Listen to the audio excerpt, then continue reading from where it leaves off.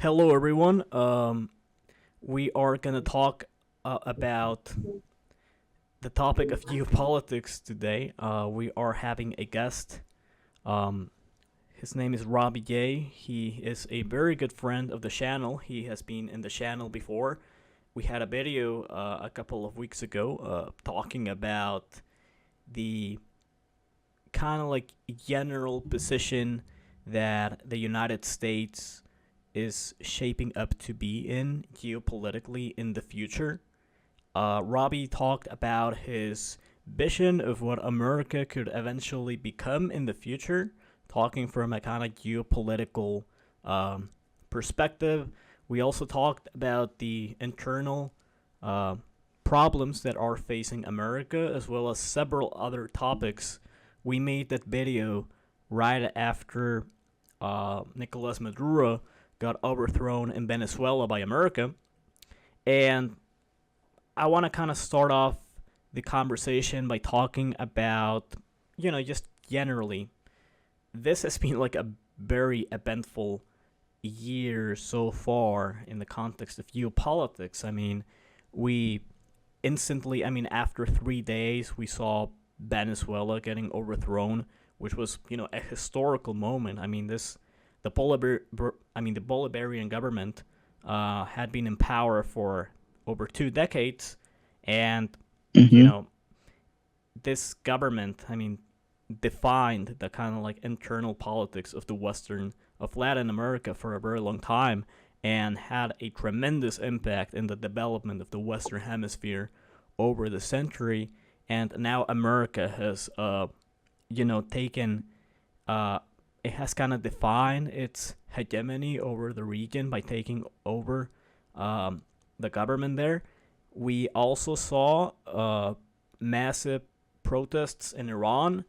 Uh, Iran being another state enemy of the United States, this immediately sparked conversations about whether America could intervene or not, whether this could be like um, another occasion of a anti-American government falling, collapsing, and we also saw a fair amount of diplomatic drama between America and Europe, particularly in regards to Greenland. We saw a bunch of things that kind of like, um, that kind of like uh, centered around this issue, be it the World Economic Forum or the kind of like trade war that has been going on between the US and the EU, and the possible fluctuation that the EU has had towards China. Uh, we would also have to include Canada in that regard. We can talk about that in more depth a little later. But so, I think that has been, I think this has been like a pretty um, significant month so far in terms of how America has kind of projected its power over the world.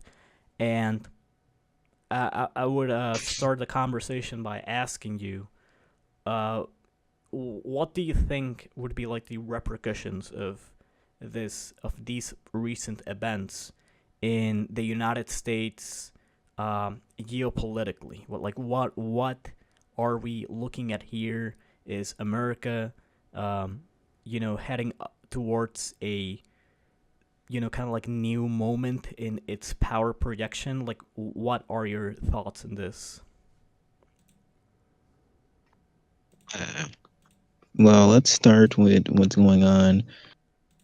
I think that since you're talking about like American power projection, I want to start exactly with what happened in Iran because I know we were kind of talking about this in between last stream and now, Yeah. but I feel like one thing that definitely wasn't expected, definitely wasn't on people's bingo card, was just how fast stuff in Iran would escalate because we know about like protests in Iran.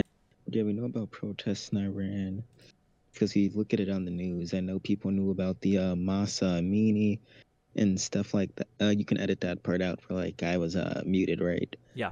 Sure.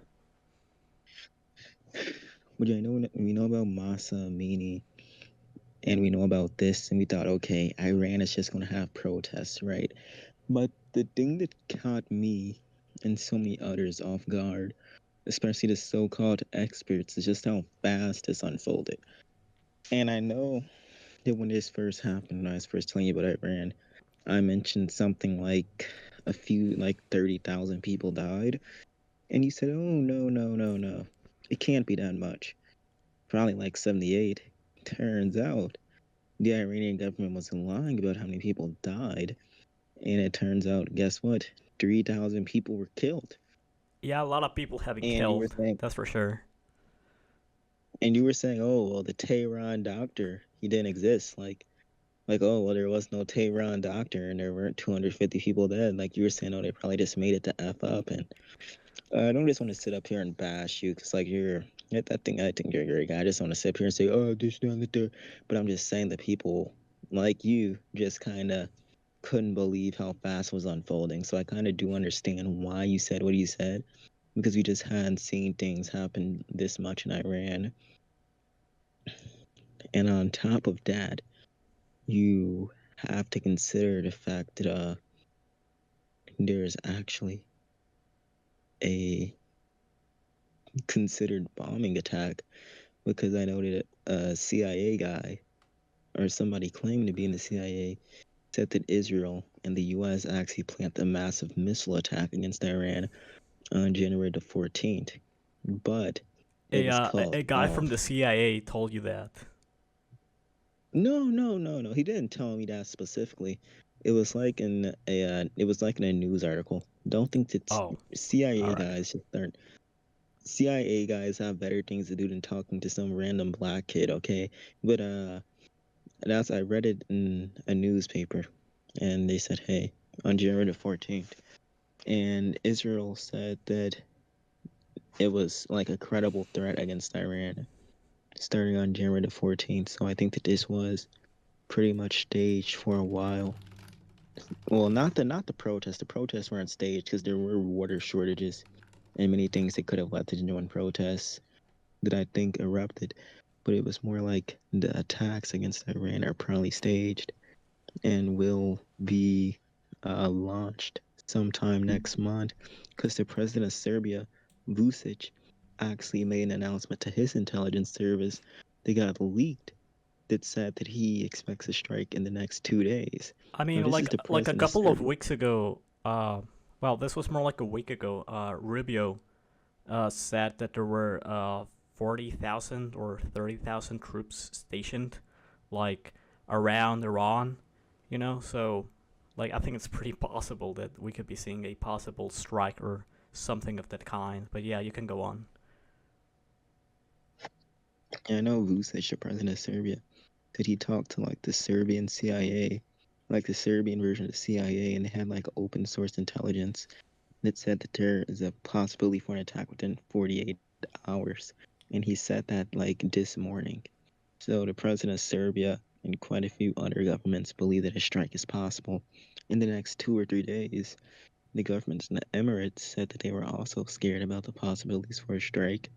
So quite a few like world governments right now are concerned about like a potential US strike on Iran. Yeah, and I actually saw this like being kind of like the discussion like over these last few days.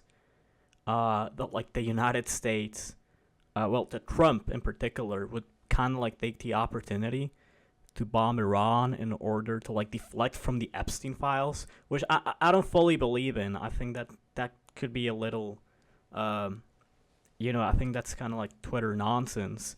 But like I do think that like at some point this is kind of like a political move from Trump in order to kind of like fix his internal political problems, be it with his approval or the chances that he has for the midterms.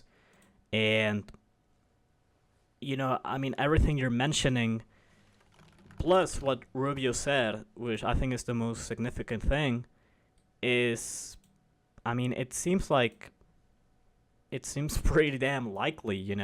And if there's one thing that like we learned from Venezuela is to like not underestimate like the kind of um, the kind of like I don't know how to say this. The kind of like construction and the build up towards the thing that like people think is gonna happen. And this was also very similar to what happened when Russia invaded Ukraine. You know, like a bunch of people were saying that, like, no, I mean, Russia is never going to invade Ukraine. I mean, that's impossible, right? And, you know, the exact same thing happened with Venezuela. I mean, a lot of people were saying that, like, America was never going to invade Venezuela. That, like, it's all a big um, psyop or whatever. And, you know, I'm someone who has, like, always been inclined towards thinking like that, to be honest. And I thought that about Venezuela for a while. You know, I was thinking that like there's no way that like they would actually go in and take Maduro out. But you know, like we saw that happen. We have to like consider everything. Like everything is possible right now. Um, you know, with this administration, I feel like everything could happen, and there are a lot of signs that could like indicate that like they are planning to like invade Iran or you know to do like strikes. And there was like this reporting, I think a couple of weeks ago or a week ago, that said that like Trump was like actually about to like prepare a strike for Iran. Like he was literally about to do Mm-hmm. it. Like he was about to press the button or whatever. But like then like January 14th. yeah, and apparently some people inside his government, Gady Vance was mentioned, some specific people were mentioned, they got him to not do it. Um, Not only because they saw it as something that strategically wouldn't be wise, but also because some other governments in the region, like Saudi Arabia and the UAE, were kind of like, you know, telling them not to do it. You know, they didn't, they don't think it would be to their benefit right now to invade Iran. But yeah, I mean, so First off, here's the thing. I think I know exactly why they didn't want to do the strikes. I read, and they said that they were scared that Iran would basically try to like strike U.S. military bases in Saudi Arabia and Jeddah in retaliation. That was basically the fear. The fear was basically that Iran would like launch missiles back into like Jordan or the UAE and just kill a bunch of people.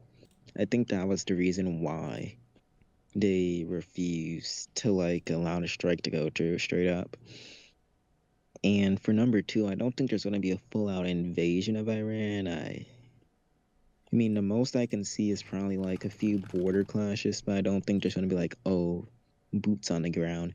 I think that more than likely there's going to be like a protracted Yugoslavia style bombing campaign, like just kind of something like Yugoslavia or Cambodia style bombing campaign, where we just bomb them until like they surrender, or we bomb them until like their government collapses.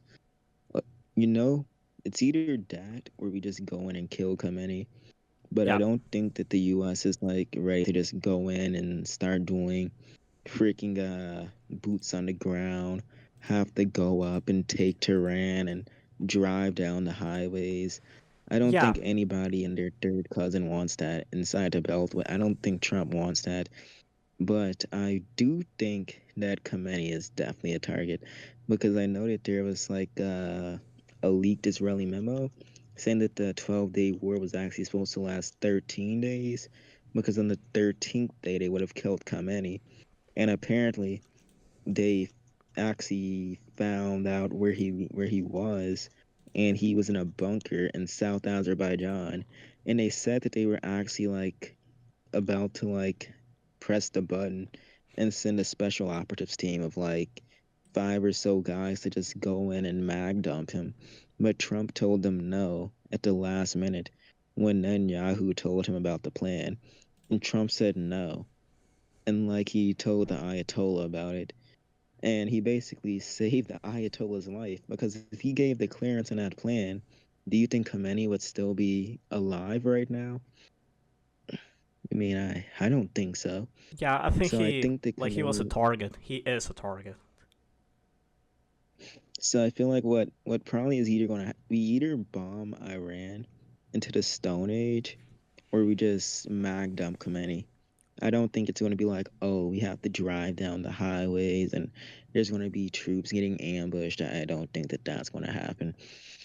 But I do wonder if we did just go in right now and have our special ops team go into Khamenei's bunker, go into his mansion or whatever, and just mag dump him and have him dead on the floor. What do you think are the honest reactions from the Iranian government in public? Um, I think that like the actual, I mean, you were talking about Saudi Arabia and the Arab Emirates and so on. I think that like it's probably like it's a difficult situation for America, not because of Iran itself, because like yeah, sure, I mean taking down the Iranian government, like it would be completely different to like taking down Venezuela. And what you're saying, like they wouldn't like do it via a troop invasion. Like they wouldn't want to like I think they learned their lesson from Iraq, and the kind of like implications that come with a ground invasion and toppling the government. But like if America were to like find a way to topple Iran, um, I mean, first of all, internally, like it would be very difficult to like set up the groundworks for like a future Iranian state. Uh, there's like no opposition groups that have like any credible legitimacy with like the majority of the population. I would say Iran is like incredibly it's a very sectorial society, right? I mean, it's a very sectarian society with a bunch of different ethnic groups and a bunch of different groups with like a bunch of different interests.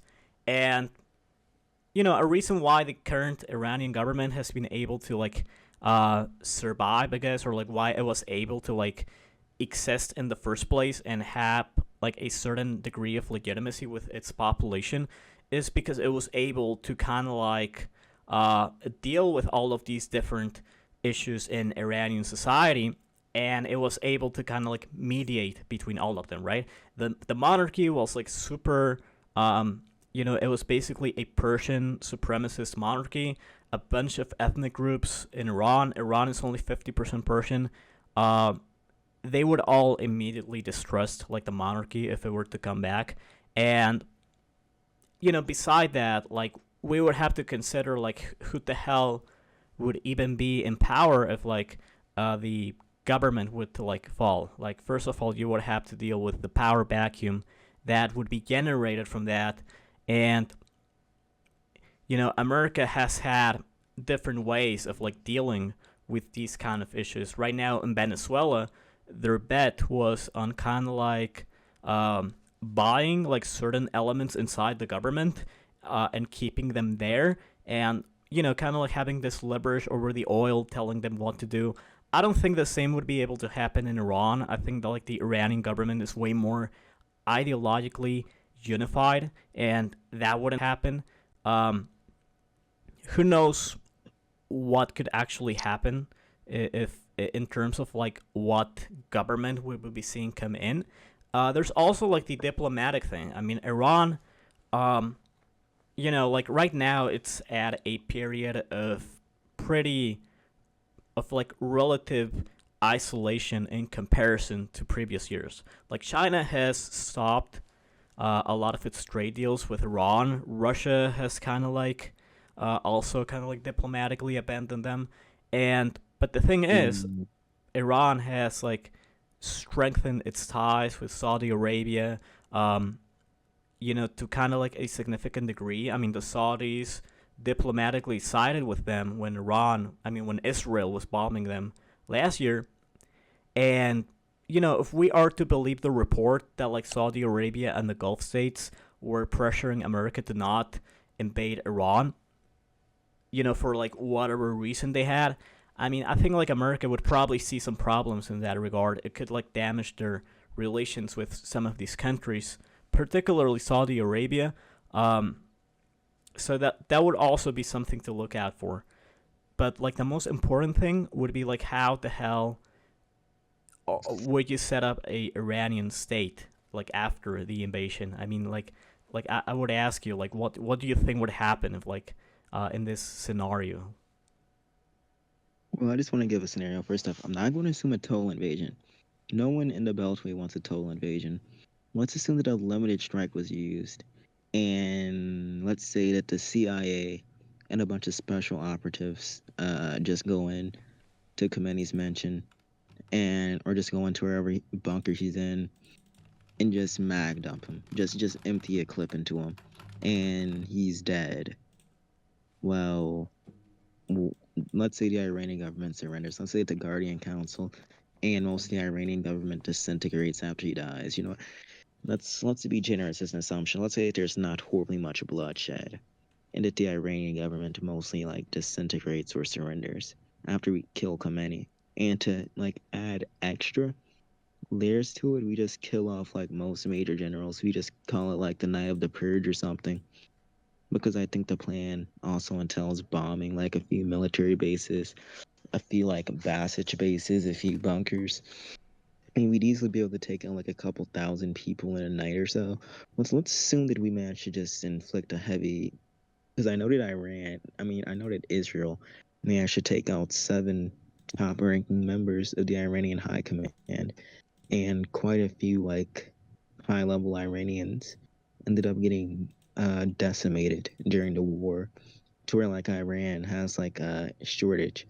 I mean, let's assume we're able to do something like that and we're able to put the pressure on Iran to surrender. Okay, building up a government. I feel like the monarchy, Trump has refused to meet with Crown Prince Reza Pahlavi. I feel like if there was to be like some sort of like new government that said, and then there's also, even on top of that, there's other opposition groups like the MEK. You know about the MEK led by Mariam Rajavi, right? Yeah, I mean, they're left There's the wingers. MEK, there's the monarchists. There's so many different freaking groups that have a slice in the pie of opposed to Iran. I'm pretty sure I'm pretty sure that like quite a few of the candidates for like leading post uh Iranian freedom Iran would probably be like derail this like diaspora, because I know that like in some countries being called the diaspora is like a slur. And to be honest, I know this is kind of like totally unrelated, but if these people think their country is so good, why did they choose to F off the Europe or whatever? But yeah. So I'm pretty sure that everybody and their third cousin probably has a stake in trying to like appease the CIA, trying to appease the military to be leader of Iran. And the Kurds are also raising a fuss in the eastern part of the country. I mean, the western part of the country, not to mention the fact that the Taliban has still been initiating border skirmishes and cutting off their water supply. Uh, the Tehran is almost running out of water, so they're considering moving the capital to the coast near Al Asa Island. I mean, there's so many freaking issues in Iran right now, between the Kurdish revolt in the west, between the water shortages. I mean, if we were to just like say, oh well, we're overthrowing the Iranian government, Khomeini is just gonna be freaking clip dumped and on the floor dead. You have to come up with the issue of who runs Iran. And if there were like elections or whatever, personally, I think this would be a really funny ending. Like, I feel like the groups that will stay the most organized will probably be the IRGC, ironically, even if they don't try to prop up like a new like candidate. I feel like lots of the politicians that aren't just like diaspora will come from the IRGC. And a lot of the IRGC are like Persian ultranationalists. So I feel like, imagine if like after Khomeini, we end up having elections and some IRGC Persian nationalist comes to power, basically like freaking Persian Putin, and he says, "I'm gonna lower interest rates to 0% and invade Turkmenistan." Like, imagine the day that happens. We get freaking Persian Putin just walking in. Yeah, I'm scared. I'm genuinely scared to like if we get like post like conflict Iran, that the guys who take over Iran after Khomeini are just going to be like Persian nationalist clowns who just do nothing but lower interest rates, bomb Turkmenistan, bomb Pakistan, basically do nothing but like start petty revanchist wars and lower interest rates just for the sake of being populist. Yeah. Yeah, I mean even yeah, I just don't think. I mean, we could like install a Shah or something.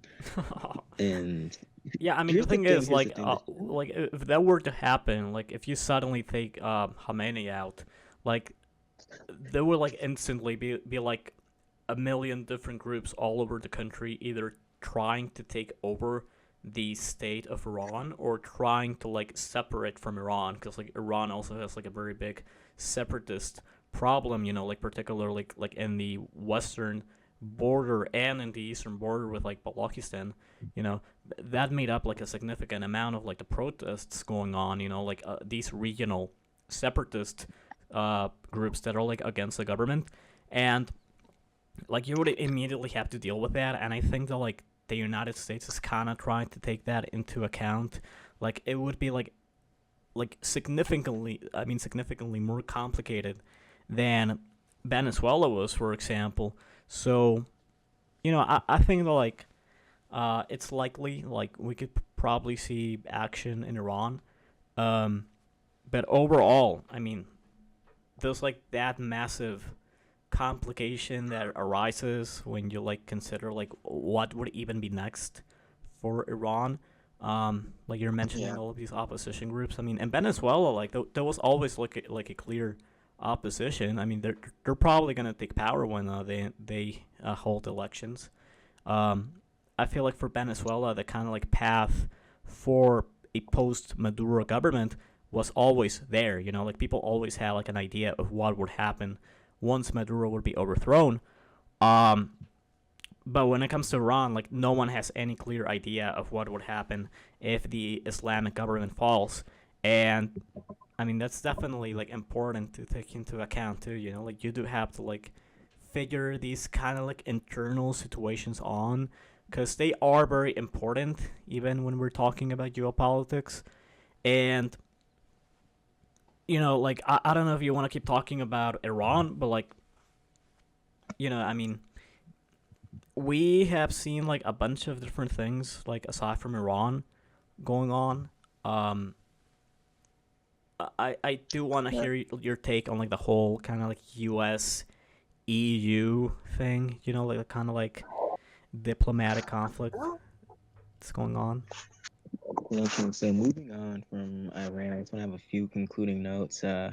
So most sources say that a strike is probable for like New Year's Day in Persia, so March the 20th. So if there is a new interview, we'll probably check in to see like, oh, if Iran was actually bombed or if Khamenei got shot and killed. But now we'll talk about the Yeah. U.S. EU conflict. You know, I feel like I feel like Denmark was less intimidated than we expected after we captured Madeira. I feel like Denmark was way less intimidated. And another thing, to be honest, is I personally never understood the fuss over Greenland. It only has 57,000 people. Most of them are just like a bunch of like Native Americans. I mean, Yeah. we could easily have. I think that if Denmark was being sane, I mean, Denmark already sold the Danish Virgin Islands to the U.S. I mean, I feel like it should all came down to it that the U.S. probably could have got Denmark if the Danish leadership wasn't so like obsessed with the idea of keeping Greenland for some reason. Yeah. I Yeah, mean, like America definitely has like a strong interest in Greenland. I mean, like when we talk about resources, like what America wants the most right now is rare earth minerals. Uh, I feel like that was probably more important to them in Venezuela than like the oil. The oil was definitely like a massive thing, but like I mean, Venezuela has like a massive amount of gold. It has a massive amount of rare earths, And it's the same with Greenland. I mean, it's one of the places with like the largest um, untapped deposits of a bunch of rare earth minerals. I mean, diamonds, coal, um, platinum, um, a bunch of these minerals that are used for like military and technology, um, things that like America right now needs. It's like one of the few things that like America isn't able to get in their own territory that reliably. And plus, there's also like the fact that like China and Russia, like to some extent, have kind of like, um, have kind of like gotten a certain amount of economic influence. But like, I do also like wonder like I feel like Trump could have easily like negotiated a kind of like deal in which America could have like gotten like their military bases back in Greenland, because they used to have like 8 active military bases in the island during the Cold War.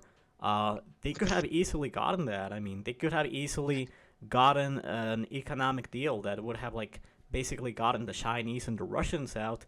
But like by doing this, I think Trump has kind of like ruined his standing when it comes to negotiating for Greenland. So it was a pretty weird move for him, and it also like generated like this very big friction between America and Europe, in a sense. Um, I feel like Europe is probably doing this too late, but now they are trying to kind of like separate themselves from America.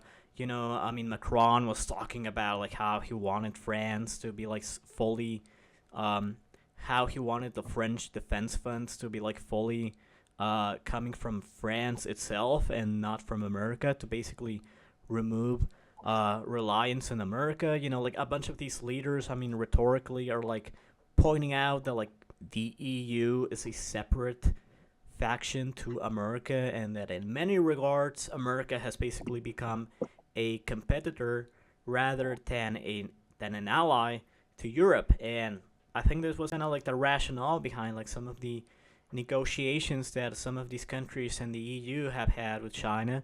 I think that's the rationale behind like some leaders having like a kind of softer approach to Russia. Like a couple of weeks ago, Merz, the Chancellor of Germany, was talking about how Russians are like our fellow European brothers, and we need to be ready to like have relations with Russia whenever the war ends. And like these kind of like discourses, this rhetorical discourse that like they certainly weren't um, signaling like a couple of years ago. And I feel like it's probably like some people say that Europe is kind of like shaping up to be like a different force geopolitically, like not aligned to China, not aligned to America. But I think it's probably too late to kind of remove that like symbiotic relationship they have with the U.S. I think that like maybe if they had done this like a decade and a half ago, it could have worked out. But it may be too late for them to like kind of like like kind of divorce from the U.S. But like I don't know, what do you think like would be like the fate of the EU if they like keep doing this, like kind of like if they keep like kind of like separating themselves from America? Okay, okay. So here's where we start to play into like how power projection works. Yeah. And you want to go over this for now. Here's what phase one looked like. Phase one American power projection was during Manifest Destiny. We just conquered a bunch of stuff. It was very impressive. We got big on a map, and our power projection was mostly like we were like a land-based empire, kind of like how Russia or the Ottoman Empire was. Then the second phase of power projection was when we began to focus mostly on staking a claim in the banana republics. We were trying to intervene to protect our interests in the Americas, and we were trying to like do a sort of neo-colonialism. Phase three was like after we won the Cold War, where we tried to focus on just being everywhere all the time to spread freedom. That was the basic idea, right? So Yeah. stage four is like it's just like what we call it realism. It's like kind of like I feel like Putin invading Ukraine kind of shattered the illusion of like, oh, there's just a rules based order and people just do whatever the rules say. America is taking its ball and going home. So we're saying, look, we're going to play our own game. And that own game involves basically all the things that were off the table for ages, plus new technology. So our own plan now is look, if Europe says we're going to try and adhere to a rules based international order, we aren't. And I'm not saying this like it's a bad thing. I'm not calling Trump evil. I'm not calling America evil because I don't think that what happened in Greenland could be considered an act of evil. But I do think that like when we get to like the new stages of power projection, that America will definitely try to expand. And Trump actually met with Albertan separatist movements. He actually did. So like we're gonna try to expand northward because we saw like because we see how the Arctic is melting. We see that the Arctic is melting, and we see like how the ice is starting to disappear, and China currently dominates in terms of making like nuclear powered icebreakers, I think. But America sees Greenland, and they're like, look, we need to take Greenland. We're going to annex it. Because I feel like even if you were to just say, oh, Trump was this, Trump was that, Greenland, as the ice continues melting, will probably become a major like shipping hub because like it'll become more and more profitable to run the Arctic Silk Road and such. Yeah. So like so it's like well here's what the second here's what the third American phase of power projection would have done. The third phase of power projection, we would have just cozied up to Denmark and just let them run it. But the fourth American phase is like, hey, Denmark, give it here, give it up. And I feel like that when we like reach like the new stage, America is just like totally like just been demoralized. Well, not demoralized, sorry, it's been totally shocked by seeing what's been going on in Ukraine, and they are kind of upset about what happened with the war on terror. So they want to just recalibrate their policy. So if taking over, say, Canada or taking over Greenland or taking over the Panama Canal seems profitable, well, or at least like seems strategic, they're going to do it, which is why they're meeting with leaders in Alberta, which is why they're meeting with leaders in Greenland. That's why they want to do it.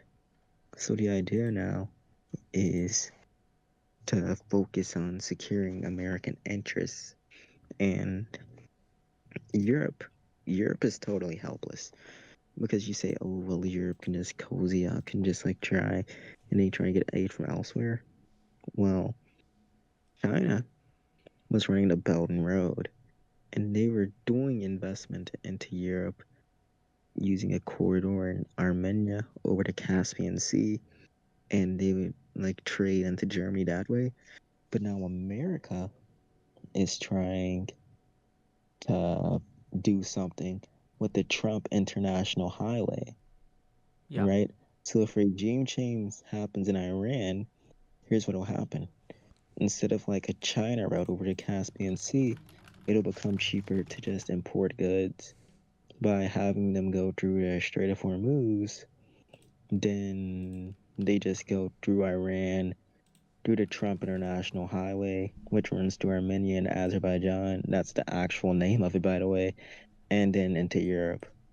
So America, they they aren't They aren't just playing mad to play mad.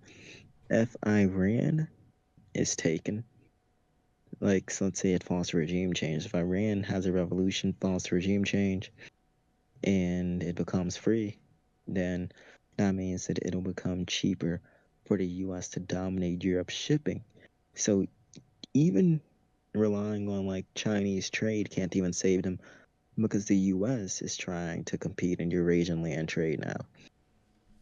So like it's getting really, really hard for the EU to find any better competitors. So Yeah, and I feel like it really, America, like recently, you know, like I think Trump is trying to like kind of like build an international order of his own, like circumventing Europe.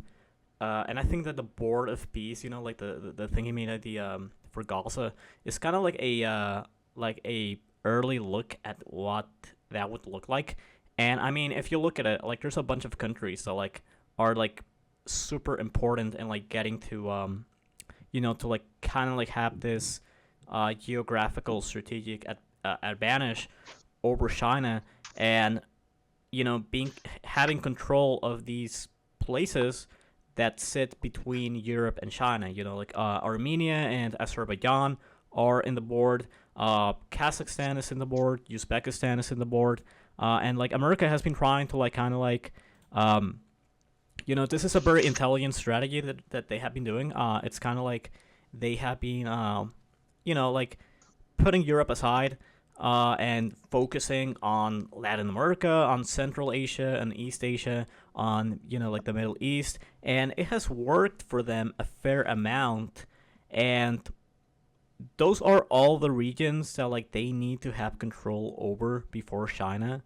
Um, and if they have control of these regions, I mean, like Europe is gonna have like absolutely no place to go to, as you're mentioning, and that's what I wanted to add.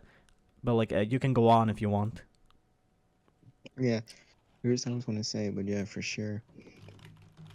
But people say stuff like, oh, in Europe, oh boy, Europe is going to get punked, Yeah. okay? Because Europe, they rely on the US for defense. People say, oh, not to mention the fact the tech prosperity deal. I mean, the US pretty much controls most of Europe's software. And I feel like we're starting to see this emerge in like cloud technology. Like the US has this new cloud technology, and they can use this to export to nations. So they can run their hospitals, run their schools. I mean, because like, look, if you control like the cloud technology that a nation runs on, and like you and like on a facilities for it, or in some random town in Texas powered by a nuclear generator, then like I'm pretty sure that like, are you even truly independent at that point if one other nation controls all like your information resources and stuff like that? So definitely I feel like digital imperialism might Oh become a yeah, big sure. thing. So like, oh, and like when it gets to that,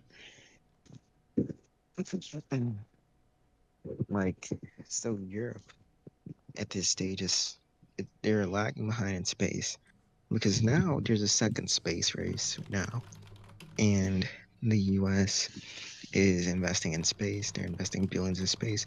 China is investing billions in space.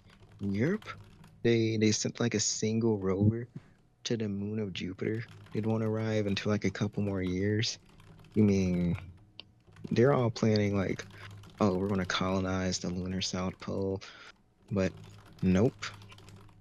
Like Europe is far behind on the rest of the world in terms of AI technology and in terms of space technology, in terms of military technology, because the largest like companies in America are like Lockheed Martin, Microsoft, OpenAI, all these companies producing weapons, producing information technology, producing space parts in the case of SpaceX. And the largest companies in Europe right now are L'Oreal. So the largest companies in America produce weapons, space tech, and the largest companies in Europe produce perfume and chocolate and like basic cosmopolitan consumer goods. While in China, their largest industries are robotics because they're in this quest to create dark factories, and they have like quite a few of them where like factories that run with no human oversight. So in terms of like the new world order and like industrial output in terms of like trade, Europe has gotten complacent, and they have been complacent since the times of Charles de Gaulle. Because I feel like the last European leader with any sort of like competence in terms of what they were doing was de Gaulle, Yeah. and I feel like because I know de Gaulle he proposed the European Defense Council. He proposed basically an independent European military that would be free of U.S. influence, and all it is. And But like yeah, every French leader recently has been trying to like replicate de Gaulle in some sense, in the kind of like geopolitical sense. Like when Chirac was like going on about how France would like never side with America in the Iraq War, and now like Macron is trying to like, make like these winking remarks about like Trump and like trying to like set up like French uh independence from like America. Like you can tell that like they're trying to kind of like replicate the thing that like the goal was going for, but like it's kind of a failure, like they are like really failing in that regard, and I think all of Europe is failing when it comes to like like self development in the sense of like developing self sufficiency or whatever. um like I mean, first off, Charles de Gaulle. I feel like no one can imitate Charles de Gaulle because Charles de Gaulle was the dictator of France for like 25 years. yeah, I'm pretty sure that you can't imitate that type of success. yeah, yeah, I mean it in the And sense that like because like the thing that like the goal had in a more geopolitical sense was like always like making it clear that like France was like an independent country that like had no that like didn't have to depend on America. And France is always being like the odd country out in the EU, like in terms of like the kind of like international uh allegiances they've had in a sense. um and I feel like that's like part of the legacy that like he instilled in like French leadership. But like I think like they haven't been able to like live up to him. mm, well, here's also what I want to say. Well, I feel like when we say like, oh, well, Europe has gotten complacent. Like you see that they signed that trade deal with India Yeah, that kind of sort of offshored their manufacturing. We mean most of what's going on right now in Europe is just like they're getting screwed over. Because like, and on top of that, France suffered a major defeat in Africa, and now they've withdrawn like 90% of their troops from Africa, and countries are beginning to break from like the CFA Afro Franc, especially what's his name, Ibrahim Traore, the colonel. There's quite a few people in like the West African regions who are just pretty pissed off with like French influence and such. Also, sorry for calling de Gaulle a dictator to any French people in the comments.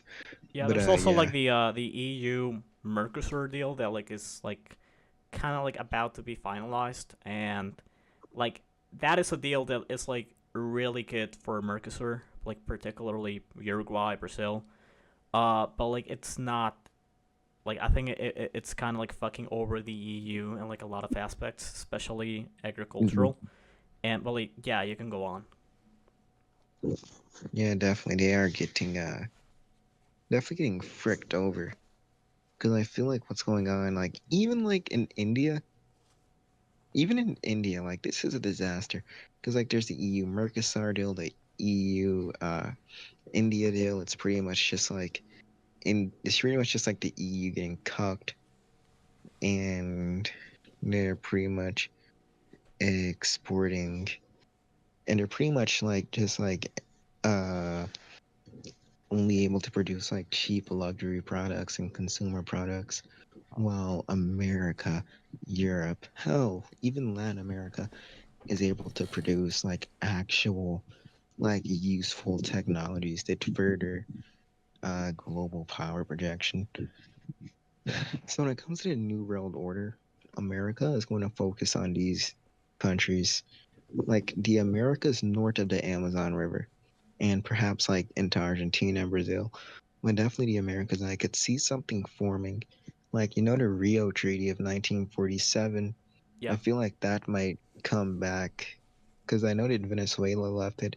They thought it was neo-colonialist and this and the third, but I feel like what's going to happen is we're going to see like the Rio Treaty get reactivated, or we're going to see some sort of like American alliance from pole to pole, or at least down to the Amazon River. Yeah, we also And saw that's going to be a basically couple like of days ago that the Mexican state oil company Pemex stopped sending oil to Cuba. And like people like the Financial Times, like they released this article saying that like now that Mexico is not sending oil to Cuba anymore, that the regime is gonna collapse in like 2 weeks, which it's a little bit of an exaggeration in my opinion, but like that definitely like does kind of like massively fuck them over, and I think it's very likely that they're gonna collapse this year. And I mean, if Cuba ends up like in the American side of things, like that's pretty big for the Western Hemisphere.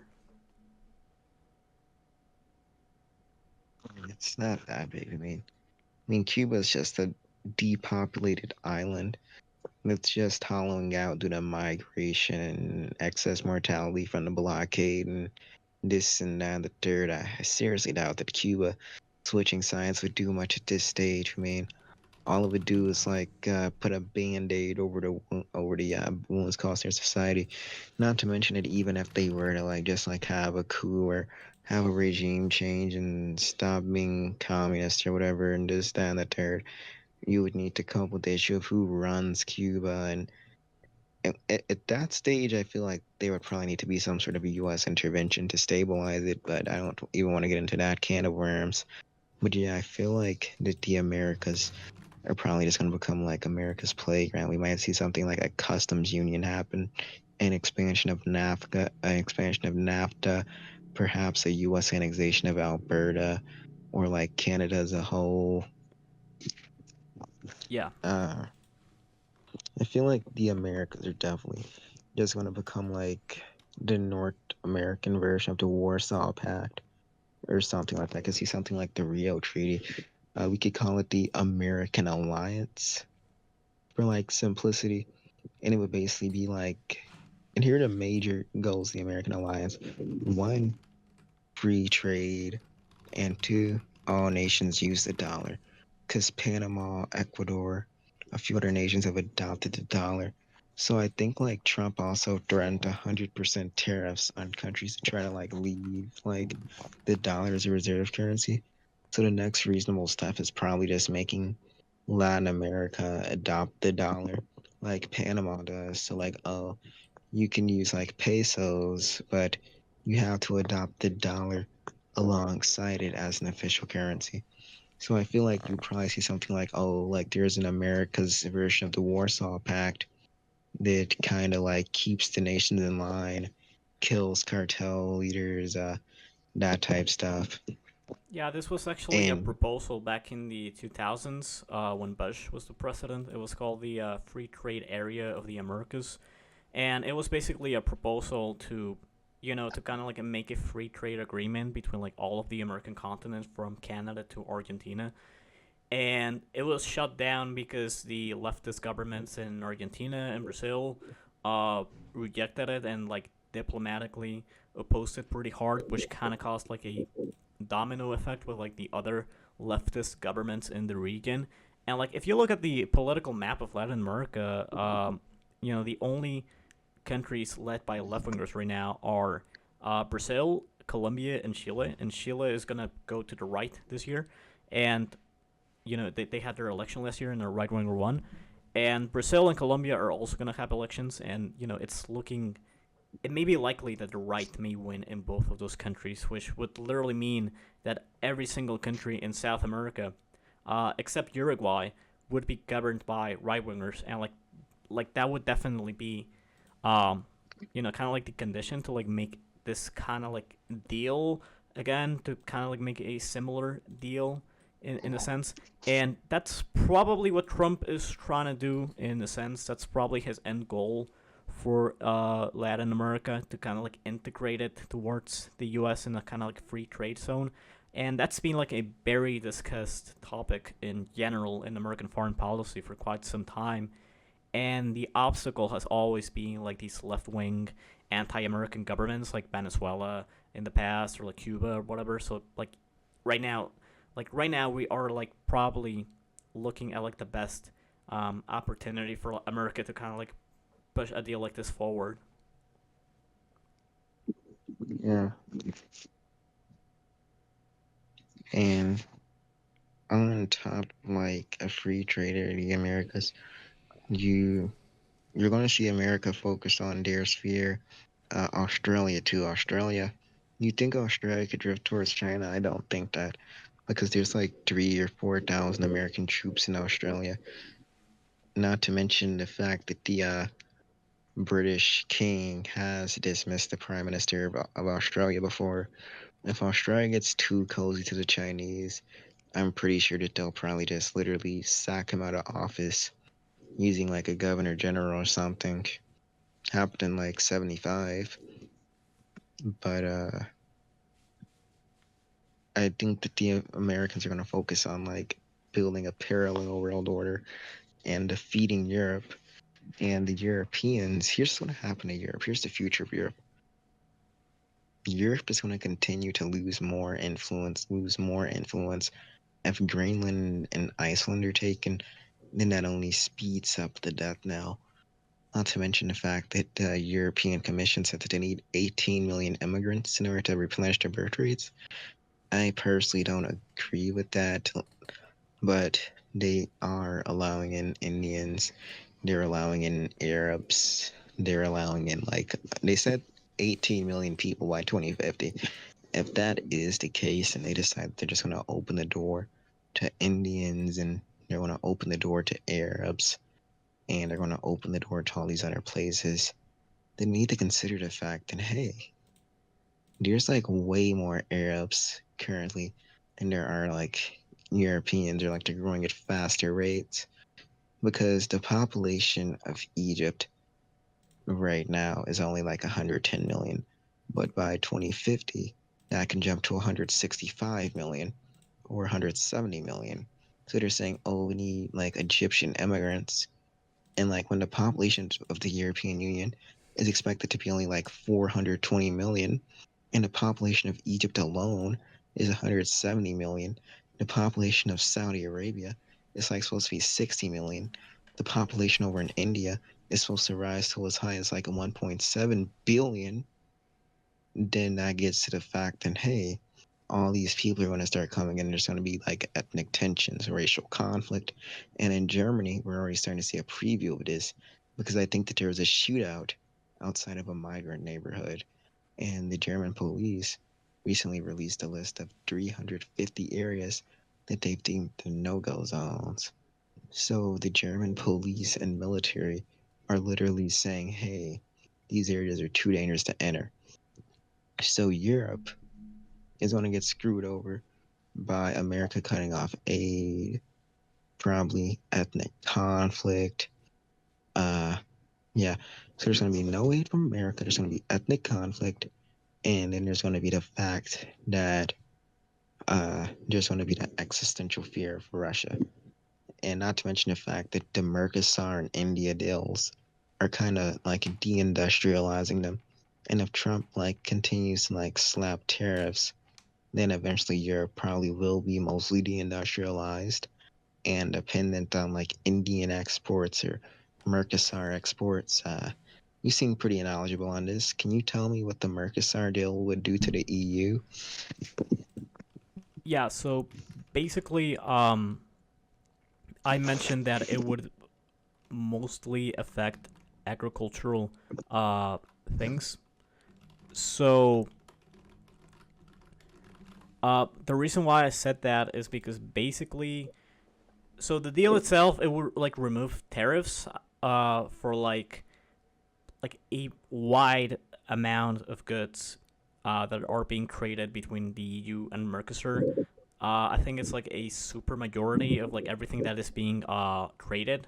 So like machinery, vehicles, and whatever.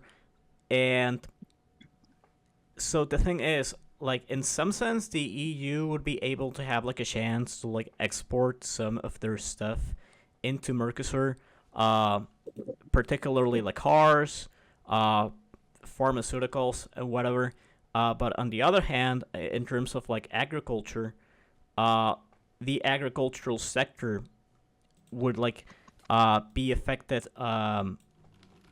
pretty badly because the thing that would happen is that like most of the exports coming from in the agricultural sector would all be coming from Latin America, because I mean Latin America is already like a kind of like massive part of that market worldwide. A lot of the meat, a lot of the, you know, it's beef in particular, a lot of even like the of spirits, wine, uh, chocolate, oil, coffee, like a wide amount of that is coming from Latin America. And by removing those tariffs and by removing those kind of like barriers that exist, you are basically opening the door for like a situation in which Europe becomes like fully dependent in this regard, in this agricultural, particularly food and drinks.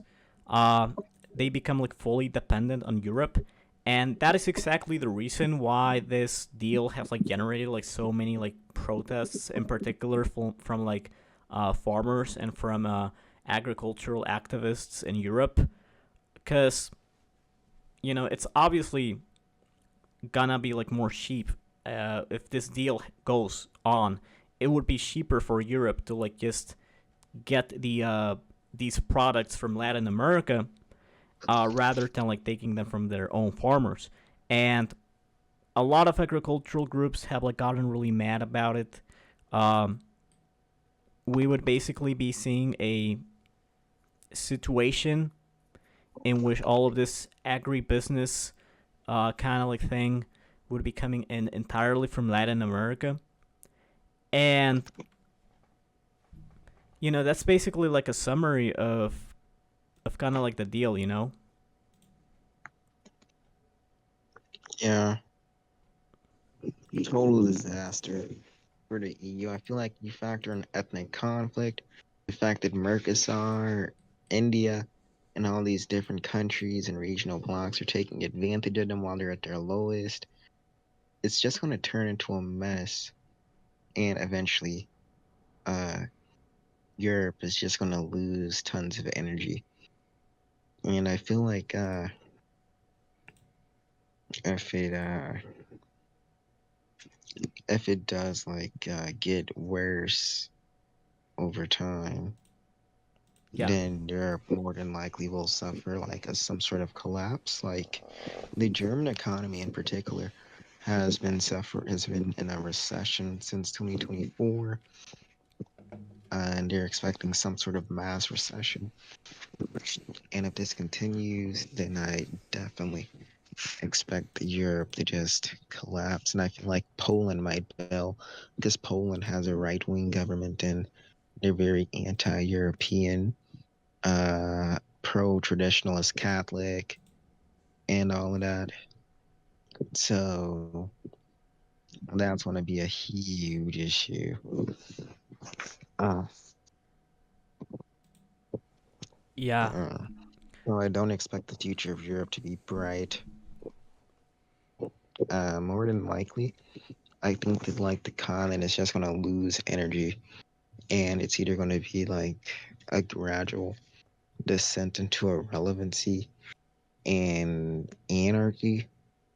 Well, not like, oh, people are just going to be getting shot in the streets type anarchy, but more like the governments are deadlocked, parallel societies form, especially in like Islamic neighborhoods, because like I know that Macron has warned about Islamic separatism. I could see like there being like a situation in Germany, for example, where like there's parallel societies, deadlocked governments, all of that. I mean, yeah, like there's like a bunch of like massive crises going around in Europe right now. There's also like a drug trafficking situation that like I mean Belgium is literally like a failed drug state at this point. The Netherlands has like gotten like a lot of problems from drug trafficking and drug gang violence in general, and it's not getting better, you know. And like those are like the internal issues at the ground, and like when you look at it from like the broader perspective, I mean it's even worse, you know, because like you're looking at a region that like I mean as you're saying like they're basically fading into irrelevancy fully, and you know they're basically becoming like a bunch of like you know there is like very rarely the case in history in which a bunch of middle powers are able to like you know compete with like the superpowers of the world by uniting, and like this basically gonna be Europe, you know, like they're basically like a bunch of um middle powers or even less than that, and like they have like this kind of like superficial union, but like that's not gonna be enough to like make them like a real force for competition, and you know they're just getting like fucked over in like every single thing they're doing, and that's why I was saying earlier that like this kind of like attempt from like a bunch of these European leaders to kind of like distance themselves from America and to kind of like make their own thing, like it's like incredibly late in the game to like even consider doing that, and the result is that they're just gonna like keep getting fucked over. I mean, America is still gonna have like an immense amount of leverage over them. They still do, and you know if they want to be like the rebellious provinces, I mean, you know, like America has like the complete control to like um, fuck them over to make them fall to the floor, and you know we have been seeing this. You know, I think like the whole Greenland thing, even if Trump wasn't like really able to accomplish much in that regard, he was basically just like humiliating these European leaders. I mean, making it clear that like they had no um, that like in the perspective of the U.S. government, I mean they have like no say on anything whatsoever, and their opinion doesn't really matter, and that's practically the way it works now. You know, in this particular case, Trump wasn't able to get like the what he wanted, but still, I think that like the U.S. is kind of like taking this opportunity to look at other regions, and that is the very smart thing to do. That is the kind of like uh, I feel like Trump is kind of trying to make like a you know someone told me this when we were talking about the Gossip Board of Peace, that it's basically like Trump's attempt to make like a new UN, and I think that like that's kind of like a interesting characterization. He's trying to make like a new world order that like revolves around him. He's been fairly successful. I mean, he does it in Europe. Europe is irrelevant. He's getting like these countries all like in these regions I was mentioning earlier. I mean, Central Asia, the Middle East, Latin America.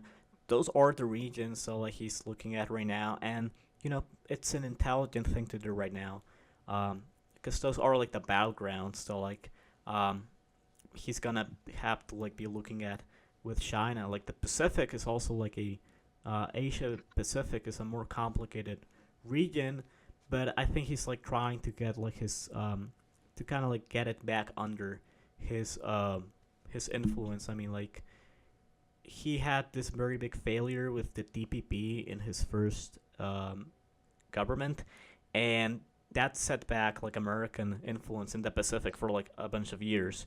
But like right now, he could be.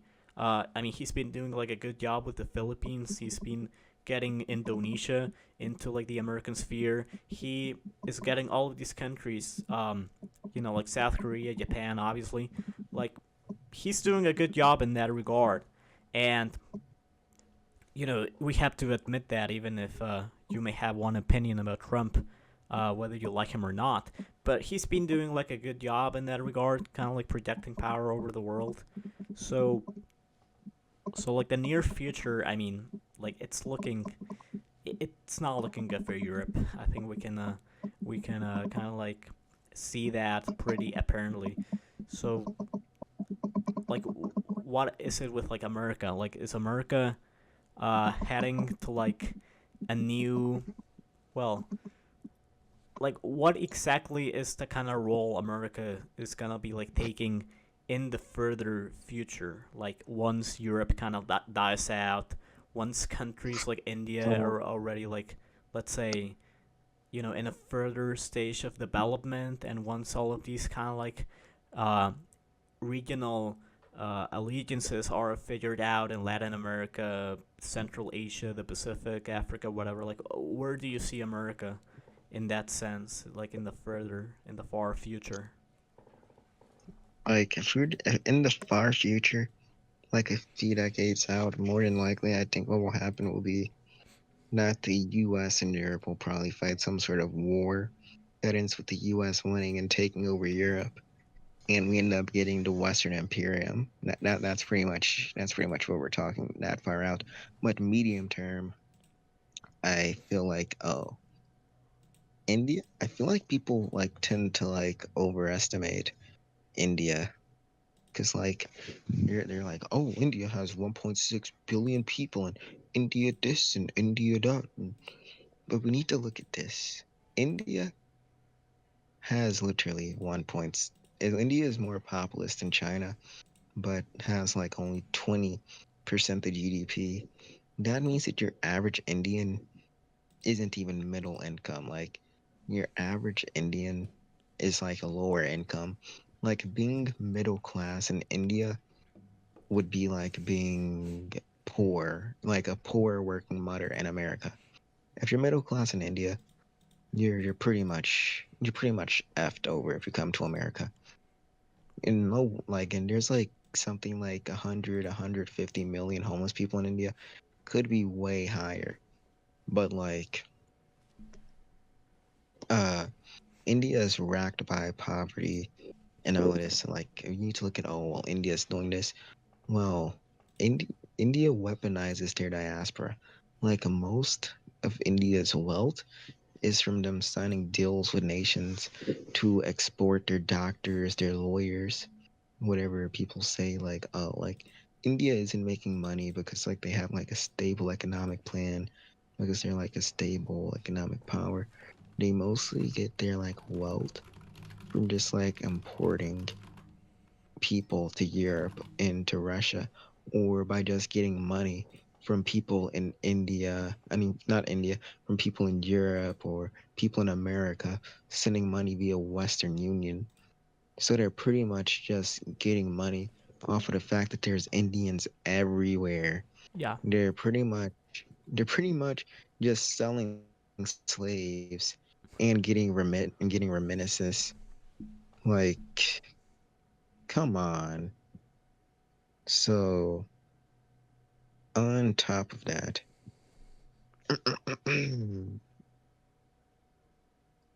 on top of on top of this, how bad India's economic structure is, I I don't think that India will collapse. That would be kind of silly for me to say, yeah, but I do think that India probably will uh they'll probably become like a China type thing where they're perpetually middle income, because it's just how societies work over here. They usually have really collectivist, stifling societal structures and a few other things. Like I know that people call it Oriental despotism. I know you've heard that phrase thrown around before. yeah. It was what Lenin would call the Asiatic mode of production. We mean Lenin himself was like his dad was a Kalmyk, so he was part Mongolian. Yeah, So I think that that would be pretty rich coming from a half Mongolian guy. But yeah, to to get back more on the topic, like here's how Indian society works. Like Indian society, very collectivist, very clan based. Like not even China. Like at least with China, their culture was like so hollowed out by Mao. Did like all the typical stuff like oh the clans, this, that, and the third was suppressed in favor of the nation. So like at least China doesn't have like a, a clan system in this, that, and the third. Yeah. Uh, because like that's one major thing for sure. They're never so like yeah, Chinese society isn't the best, but they're way better than whatever India is doing. I think that a YouTuber before me said this, like Waya, but he basically said like if if Donald Trump were to conquer Mexico right now, he would be derided as a war criminal, and people want to impeach him. If Narendra Modi decided that he would conquer Pakistan and kill everybody in Pakistan, he would be viewed as the greatest Indian leader since Ashoka. He Yeah. was like the first emperor of the Mara dynasty. Do you agree with that type of? Do you agree with that sentiment? Uh, well, I mean that's a little debatable because like even in like India, there's like a lot of.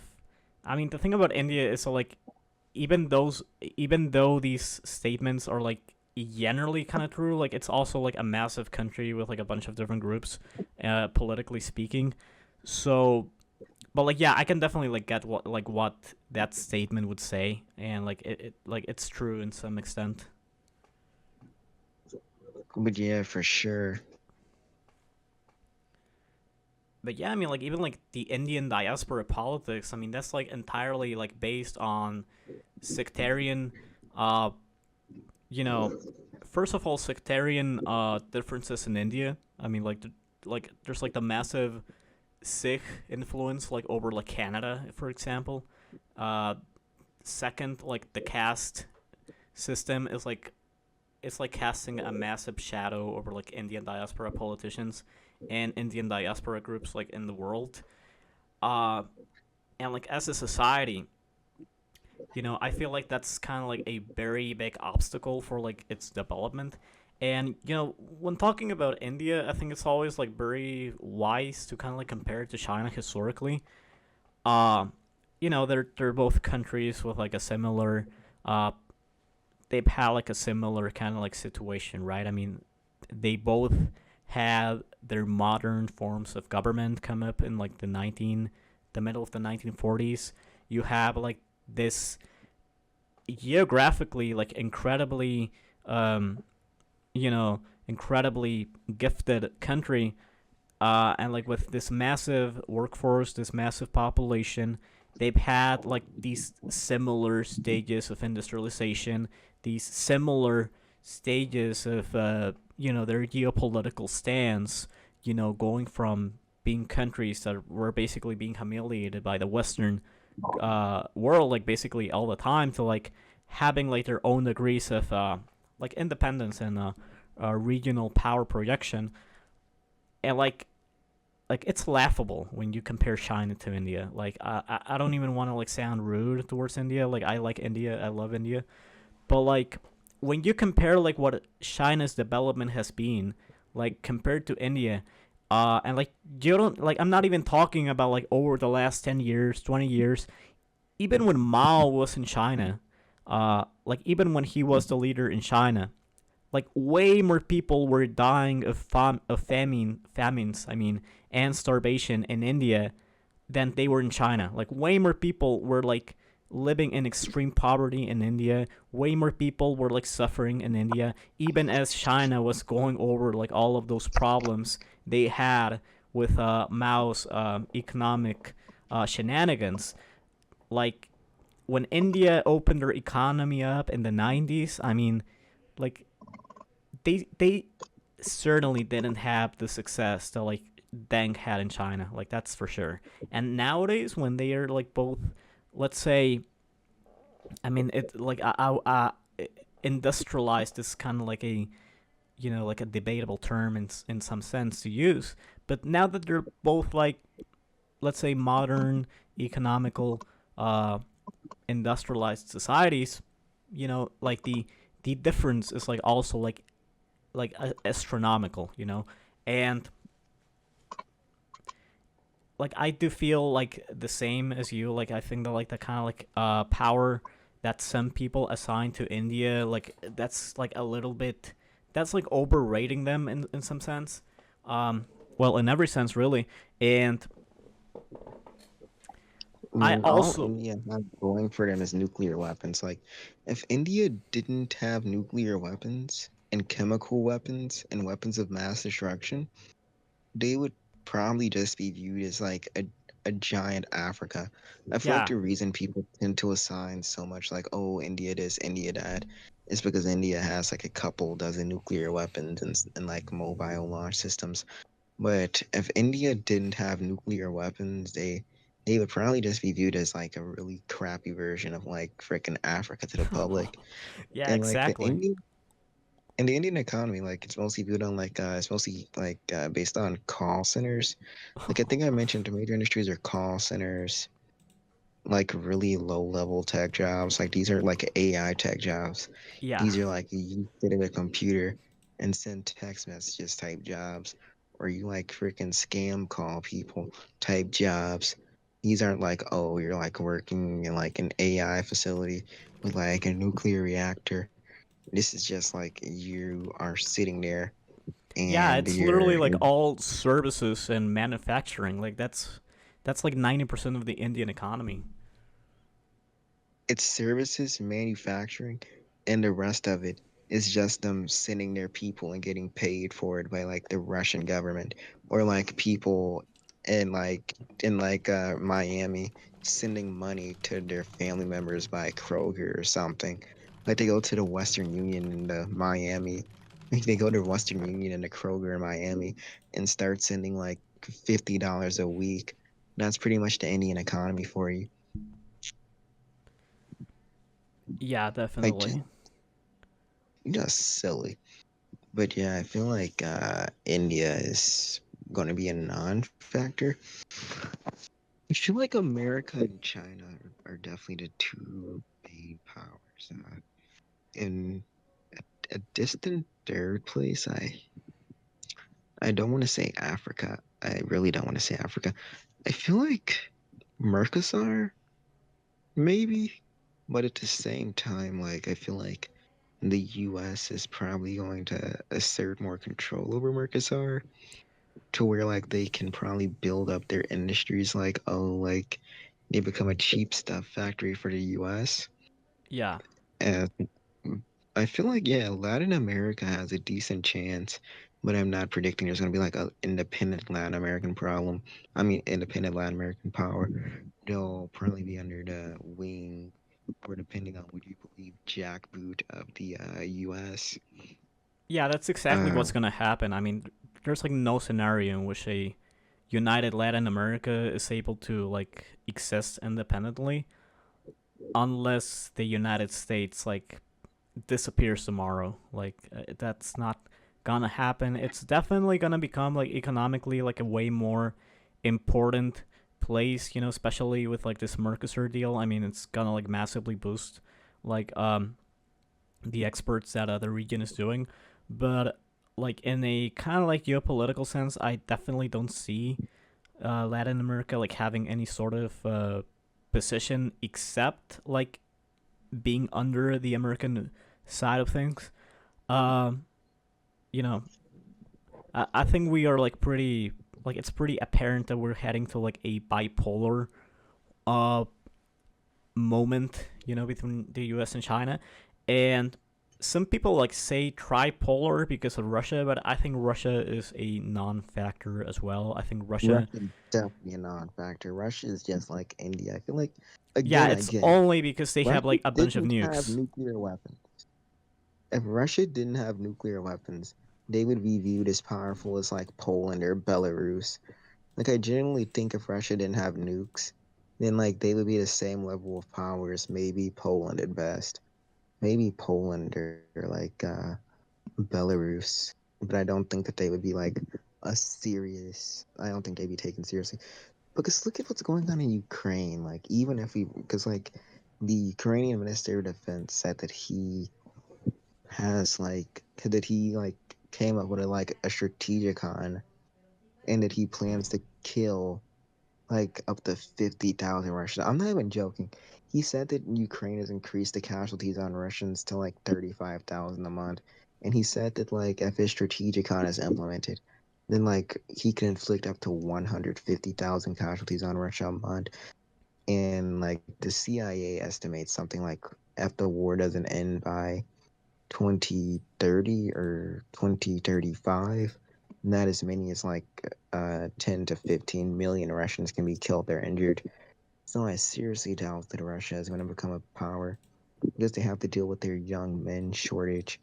Not to mention the fact that their population was already like taking a nosedive before the war even began. I mean, there's depopulation, there's the sanctions from the war in Ukraine, there's the fact that China is going to be trying to assert their power over them. I mean, Yep. I genuinely don't expect there to be much of like a strong Russian power. I mean, maybe like if we're talking like the far future, then like maybe the post Putin strongman can do something. But like in the next like couple decades, I seriously think that Russian society is going to be scarred by the war, dealing with population decline. It's going to be an uphill climb. So it's definitely just going to be the US and China.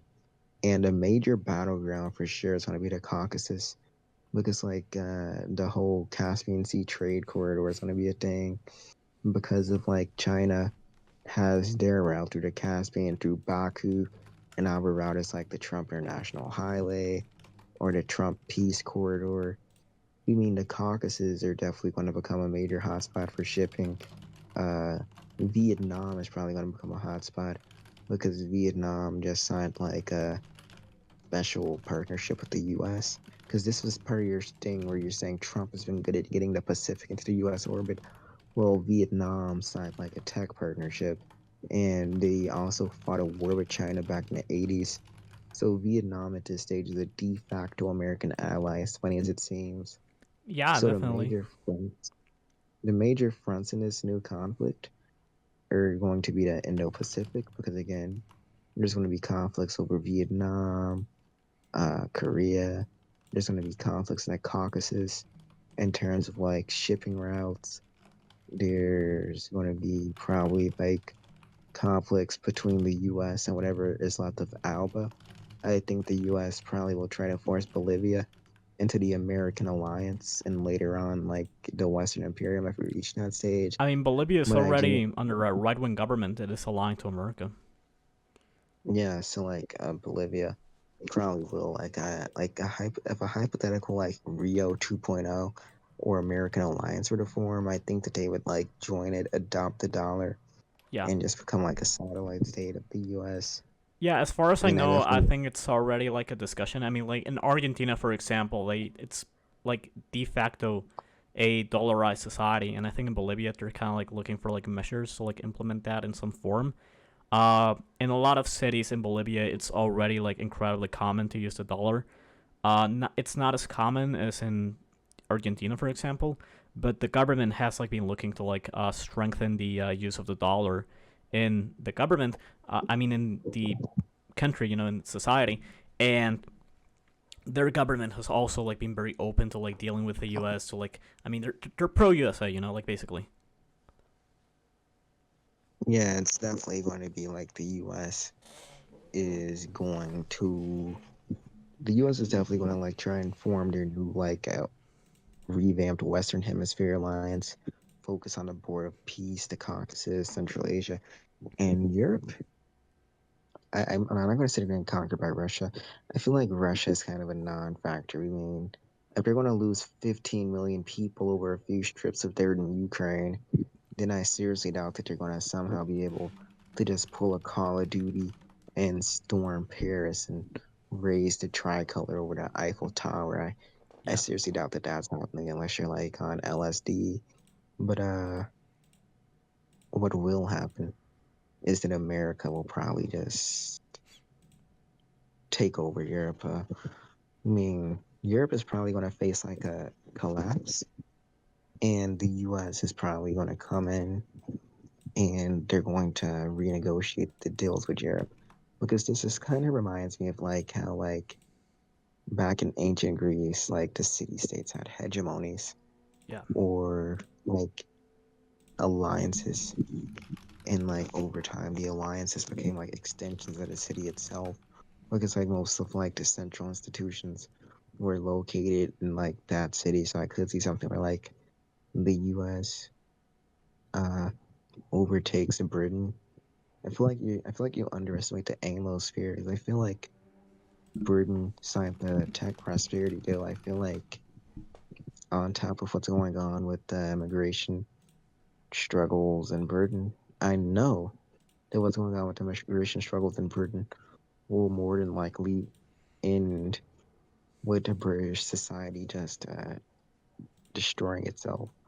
Because I know that what happened with the city governments going bankrupt, etc., etc., Britain will align into the U.S. orbit, because like as Europe starts to get more and more dependent on like Mercosur, India, they start to like gradually decline in strength and virility, and not to mention the fact that their government under reform that they're supposed to elect in 2029 is supposed to be far more right wing, because like they're leading in the polls.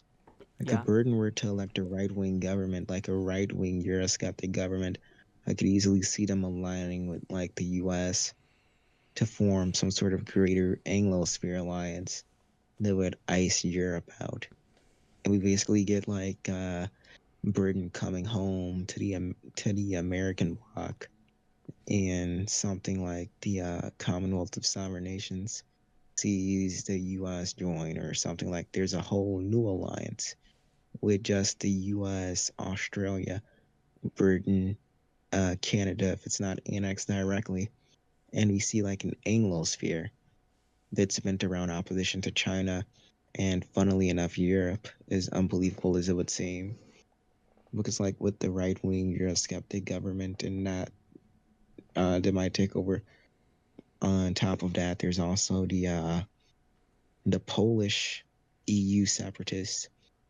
I think that like the US has plenty of chances to break the EU apart, and if the EU continues going down this road, it'll probably like collapse like the Soviet Union and be absorbed to become more direct American satellites. Like people say, oh, Germany is just a vassal state now. Well, if the US were to break up the EU into smaller, more manageable chunks, more than likely any sort of like residual autonomy that was left in Europe would be just gone, and like Germany would have the same legal status as Puerto Rico or something like that. I think that we'll definitely see. I think that if Europe, like if the European Union were to be broken up, it would be a total victory for the US, because they would get to dollarize the European economy, and they would get to tighten control over what happens in like Europe itself, to where like Europe is just extension of like a Western imperium. Because Yeah. like again, as the West as a whole loses energy, the U.S. is probably going to emerge to fill the void. And the U.S. is in the middle of everything. The Atlantic and the Pacific can see the U.S. project power. The U.S. is in the middle of everything, so like they could easily be in the middle of this intercontinental empire.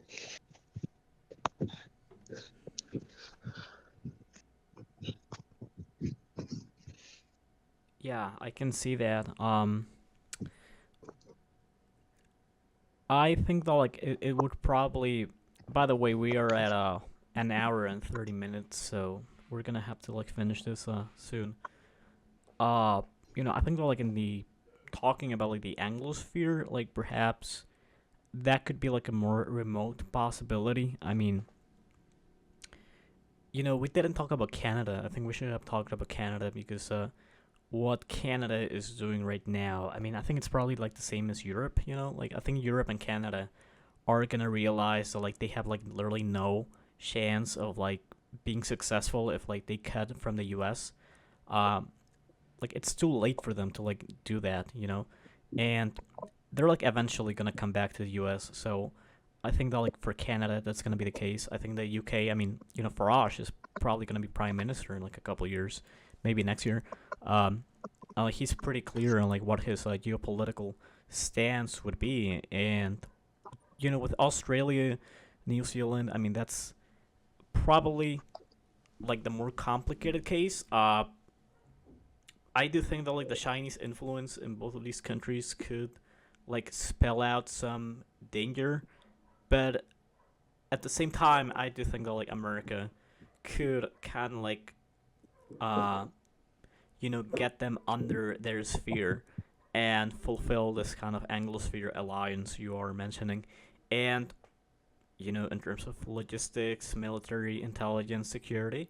I mean that's you know that's kind of like the that's like a very important part of like this kind of like relationship between these anglophone countries, and if the US is able to get like these countries uh on the same page, I mean we're gonna see like a lot of developments in that sense. But yeah, I mean, you know, just to like have like a conclusion, because like we're gonna have to finish this video. So you know it seems like the winners are America, like pretty clearly. Like the U.S. won pretty bigly. In what we have seen so far this year, Europe is a very big loser. Um, and that's it. You know, like I think that's what we learned this month, or like maybe we already knew that, but like it became very apparent. Yeah. Well, of course, I'll probably continue this conversation after this interview ends. Yeah, we are gonna have like another interview. I don't know when, but we will definitely have another interview. So that's it. This is Rob Gay. His channel will be in the description. A great friend of the channel. So I'll see you next time, Robbie. Thank you for Yes, of course. coming to the channel. Well, yeah, man. Great day. Well, see you, man. Mm-hmm.